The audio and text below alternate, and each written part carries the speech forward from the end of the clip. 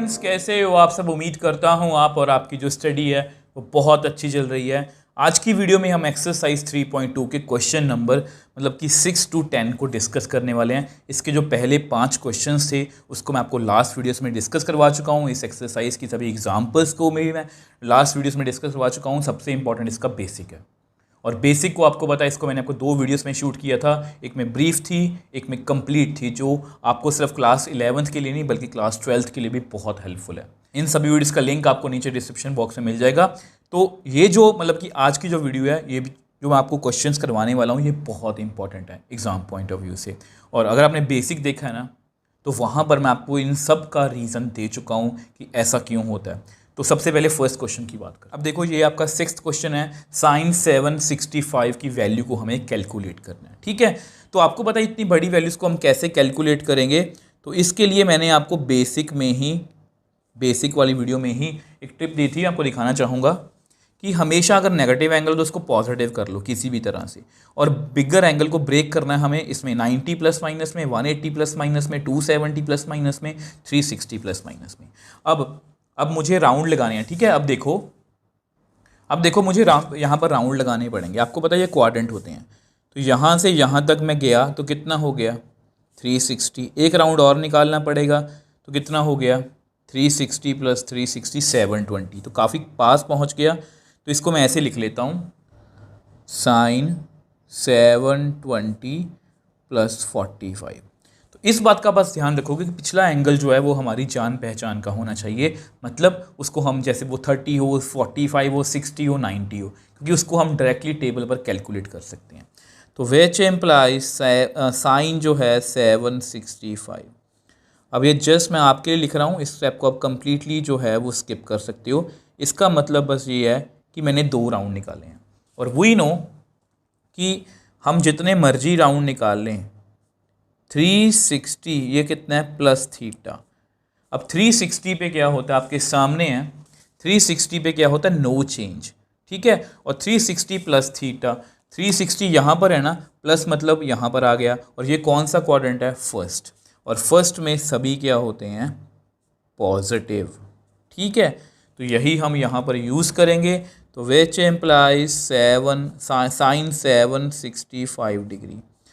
तो इसको 2 को भूल जाओ, 360 प्लस थीटा मतलब साइन 45, आगे प्लस लिखेंगे। और साइन 45 की वैल्यू आप जानते हो कितनी होती है, 1/√2।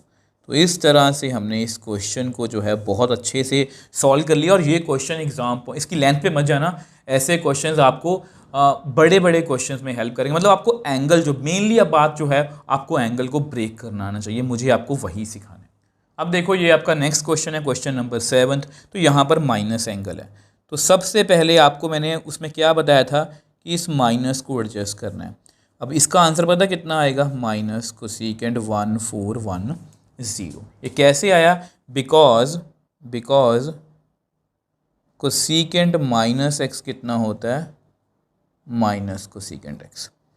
अब ये हमने याद नहीं किया। जिन बच्चों ने मेरे से ट्रिग्नोमेट्री की है ना, उनको पता है, हमने ये याद नहीं किया। हमें ये पता है, हमें पता है कि हम क्वाड्रेंट्स में हमेशा इसी डायरेक्शन में घूमते हैं।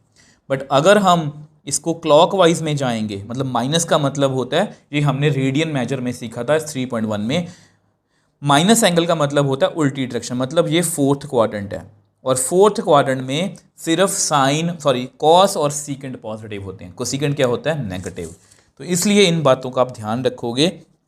तो विच एम्प्लाइज माइनस कोसेकेंट।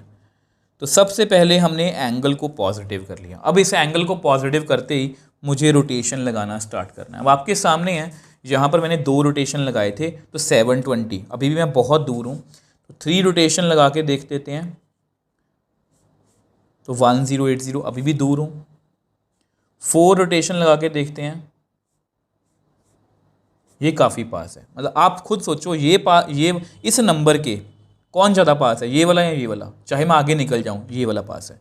तो इसको मैं कैसे लिखूँगा, minus cosecant 1440 minus 30। I hope ये आपको क्लियर है, ठीक है। अब देखो, मैंने इसको ऐसे लिख लिया, तो यहाँ पर करते हैं। तो माइनस कोसेकेंट 1410। अब बेसिकली मैंने कितने राउंड लगाए थे? 4। बेसिकली मैंने कितने राउंड लगाए? 4 -30। तो इसको कैसे रीड करेंगे? अब इस माइनस को प्लीज़ देख के कंफ्यूज मत होना, because cosecant 360 minus theta, cosecant का कोसेकेंट ही रहेगा। अब 360 माइनस थीटा, अब ये 360 है, उससे माइनस मतलब ये फोर्थ क्वाड्रेंट है। फोर्थ क्वाड्रेंट में कोसेकेंट अपना नेगेटिव होता है, ठीक है। तो यही इसमें समझने वाली बात थी, क्योंकि इसमें बच्चे कंफ्यूज होते हैं। मैं आपको बताता हूँ कहाँ पर गलती होगी।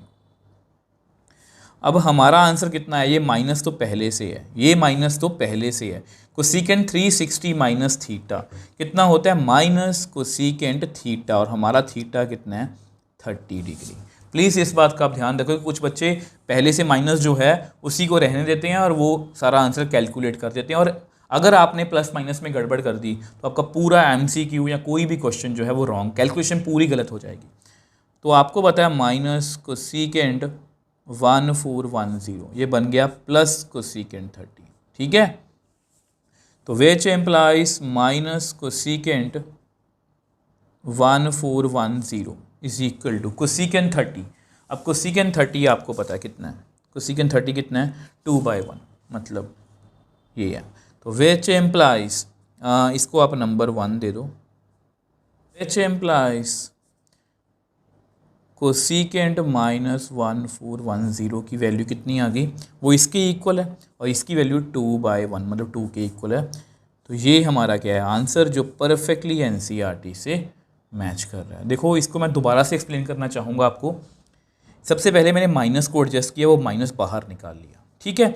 अब जैसे ही मैंने वो माइनस बाहर निकाला, तो अब मुझे पता है कि इसकी मुझे रोटेशन लगानी है, तो मैंने रोटेशन लगाई। तो मेरे पास 2 सिचुएशन थी, या तो मैं 3 राउंड लगाऊं या 4 राउंड लगाऊं। ये कौन डिसाइड करेगा कि कितने राउंड लगाने हैं? जो नंबर ज़्यादा पास है। ये ज़्यादा पास है इसके, तो मैंने ये लिख लिया, तो माइनस कर दिया, ठीक है। तभी मतलब कि 1410 आएगा। 360 माइनस थीटा कितना होता है? Minus cosecant theta. तो इस बात का आप ध्यान रखोगे, ये माइनस पहले से है, ये माइनस पहले से है। अब ये माइनस माइनस प्लस हो गया, इसकी वैल्यू 2 है। तो इस तरह से हमने इसको बहुत ईजिली जो है वो सॉल्व कर लिया। अब देखो ये नेक्स्ट क्वेश्चन 8th है हमारा, tan 19π/3।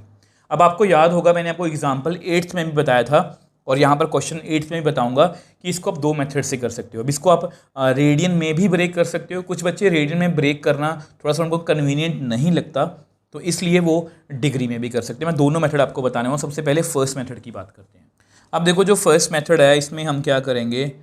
tan 19π/3 है, ठीक है। आपने इसको भी अगर ब्रेक करना हो ना, तो इस बात का ध्यान रखना कि पीछे π/3 आएगा, और हमें कुछ प्लस माइनस करके यहाँ पर 19π/3, क्योंकि बड़ा एंगल है।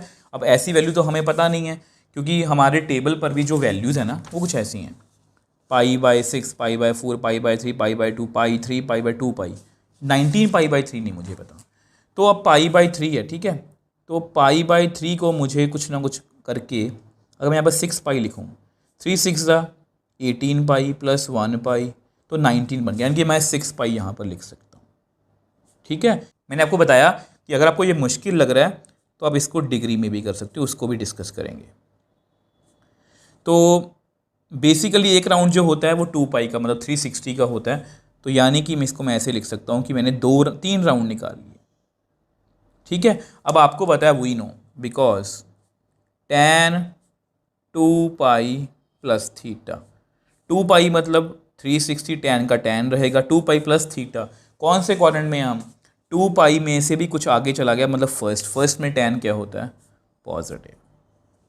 तो which implies tan 19π/3 is equal to tan, कितना लिखेंगे? 2π प्लस थीटा, tan थीटा मतलब tan π/3, आगे प्लस का साइन है।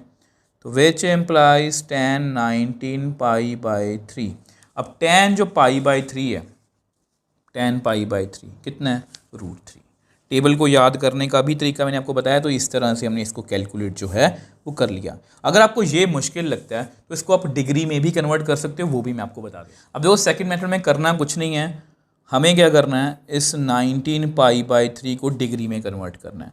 वो हमने 3.1 में भी सीखा था। ऊपर पाई है ना, नीचे पाई लिख दो, ऊपर 180, हमेशा इस तरह से करना है। अब ये पाई और पाई आपस में कैंसिल आउट, तो 3 6 ये भी, तो 19 को 60 से मल्टीप्लाई करते हैं।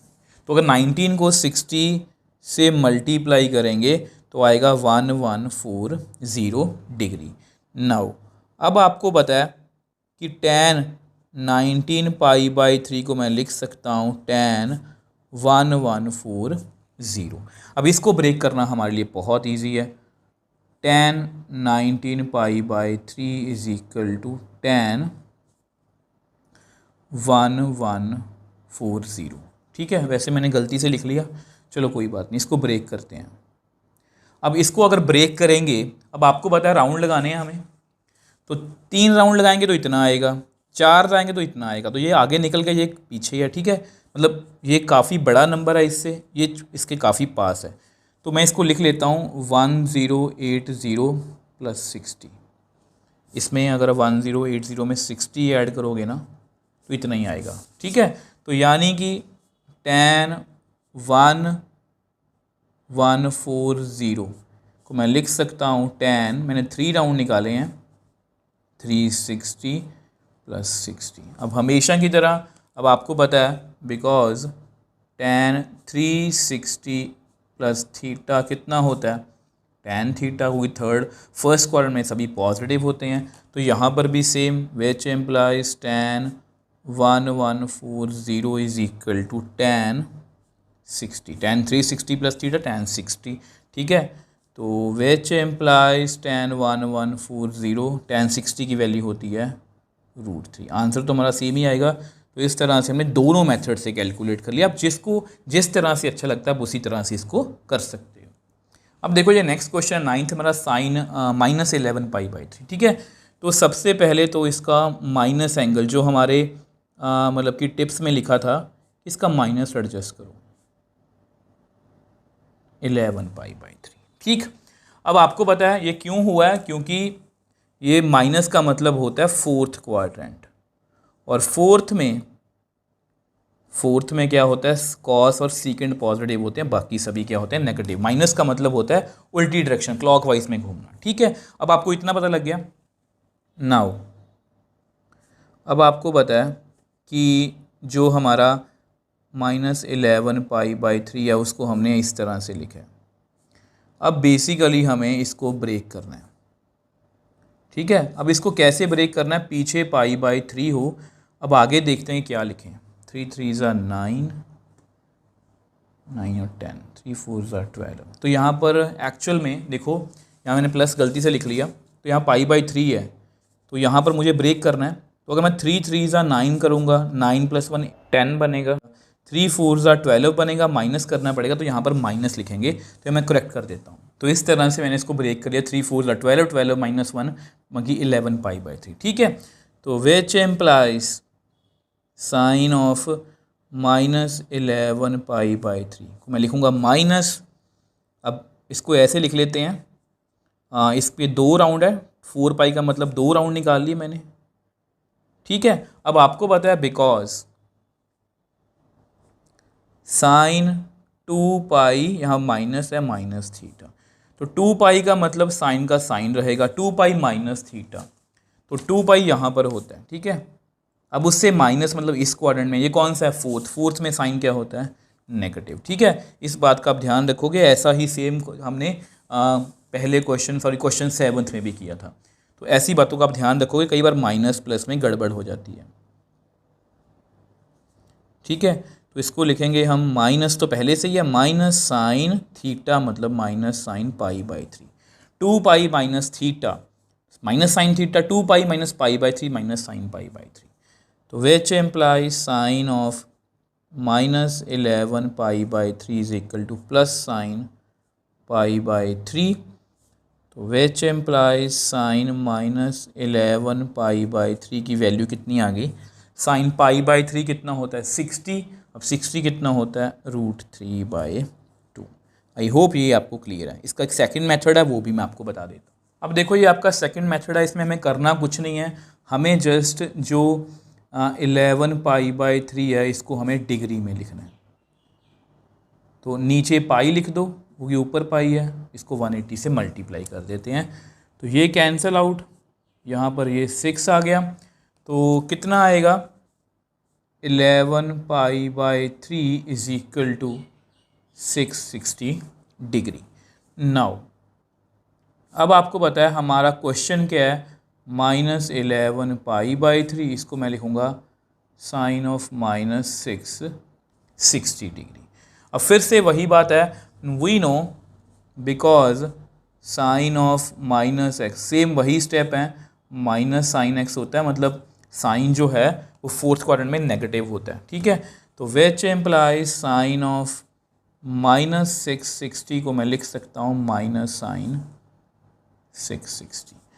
तो विच एम्प्लाइज साइन ऑफ -660, मतलब अब हमें राउंड लगाने हैं। अब राउंड देखने कितने लगाने हैं, अब आपको पता है 2 राउंड निकालेंगे, मतलब 720, उसमें से 60 माइनस कर दो।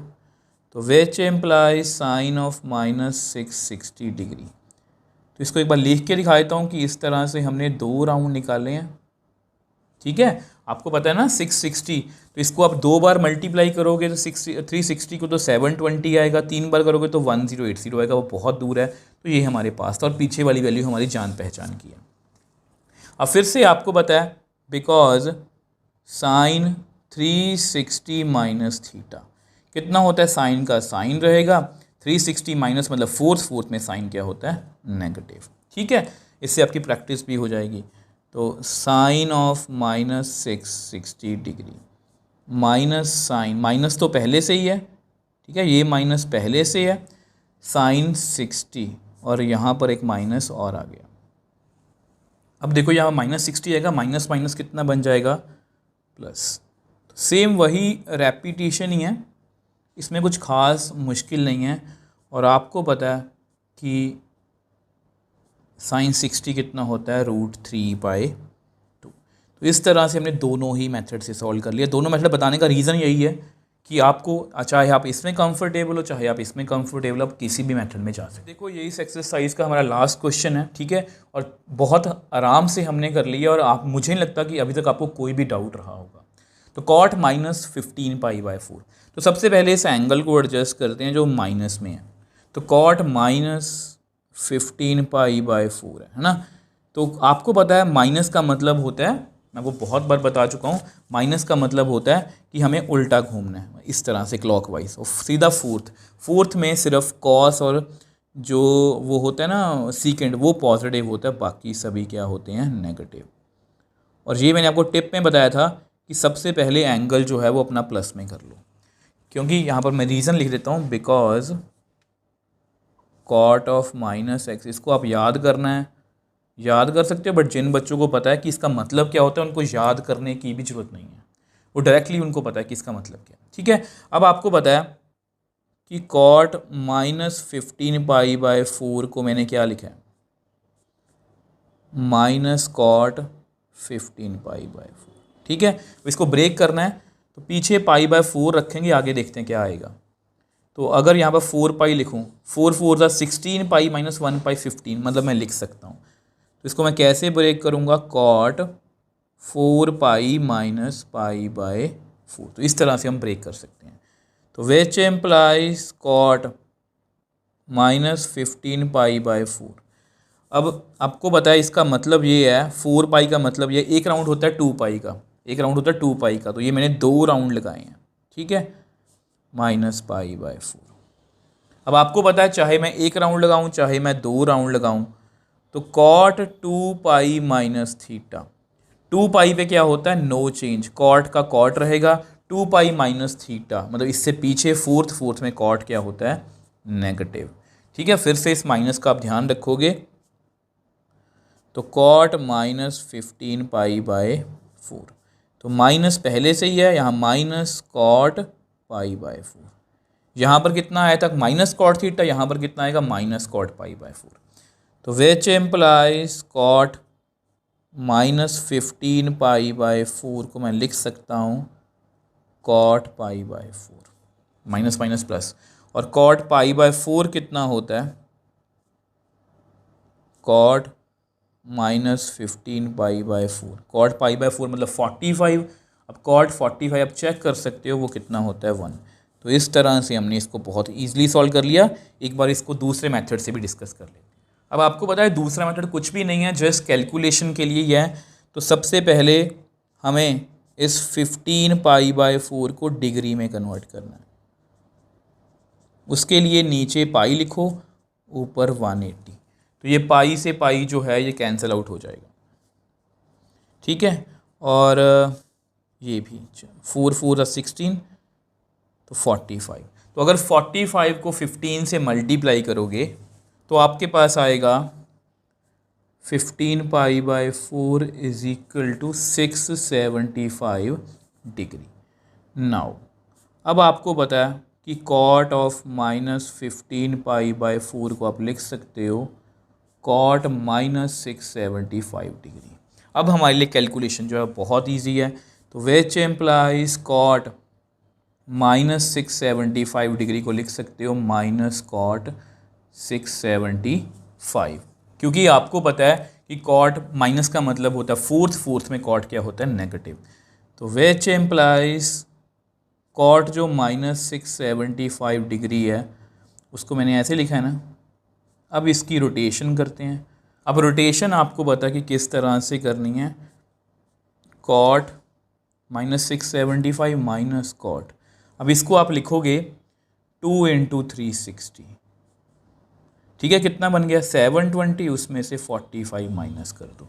देखो अगर आप 720 में से 45 माइनस करोगे तो आएगा 675, वही हमें चाहिए था। और आपको पता है हमने 2 राउंड लगा लिए, because cot of 360 minus theta कितना होता है, कॉट का कॉट रहेगा, 360 माइनस मतलब फोर्थ में कॉट क्या होता है, नेगेटिव। यहाँ पर भी बता चुका हूँ आपको।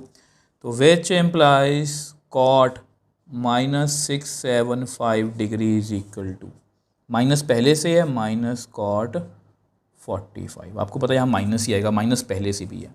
तो which implies cot -675 degree = cot 45। और कॉट 45 की वैल्यू हम सभी जानते हैं कितनी होती है, 1। तो इस तरह से हमने सभी क्वेश्चंस को जो है बहुत ईजिली सॉल्व कर लिया। प्लीज़ आप मेरे को बताना आपको कहाँ पर दिक्कत लगी। जिन बच्चों के बेसिक क्लियर है ना, जिन बच्चों ने बहुत हायर लेवल में, जो मैंने आपको ट्रिग्नोमेट्री की वीडियो बना के दी थी वो देखिए ना, उनको ये क्वेश्चंस कुछ भी मुश्किल नहीं लगेंगे। और बिलीव मी, नेक्स्ट जो हमारी एक्सरसाइज है ना उसमें हमें 3.3 को करना, उसमें फॉर्मूला बेस्ड क्वेश्चंस हैं। उस पर भी मैं आपको कुछ मैपिंग बनाने की कोशिश करूँगा कि किस तरह से क्वेश्चंस को यूज़ करना है। उसमें जो मेन समझने वाली बात यही है कि फॉर्मूला को यूज़ कैसे करना है, कौन से क्वेश्चन में कौन सा फॉर्मूला लगेगा, यही इंपॉर्टेंट बात है। और उस पर मैं काफ़ी काम कर रहा हूँ और बहुत अच्छी वीडियो लेके आऊँगा वो भी मैं आपके लिए, कि आपको ये पता लगेगा कि कौन सा फॉर्मूला हमें यूज़ करना है। अगर आपको आज की वीडियो को लेके कोई भी डाउट है मुझे नीचे कमेंट बॉक्स में लिख सकते हो, मुझे इंस्टाग्राम और टेलीग्राम पर मैसेज भेज सकते हो, मैं हमेशा आपका रिप्लाई करता हूँ। अगर आपको वीडियो थोड़ी सी भी हेल्पफुल लगी तो वीडियो को लाइक कीजिए, शेयर कीजिए और चैनल को सपोर्ट कीजिए।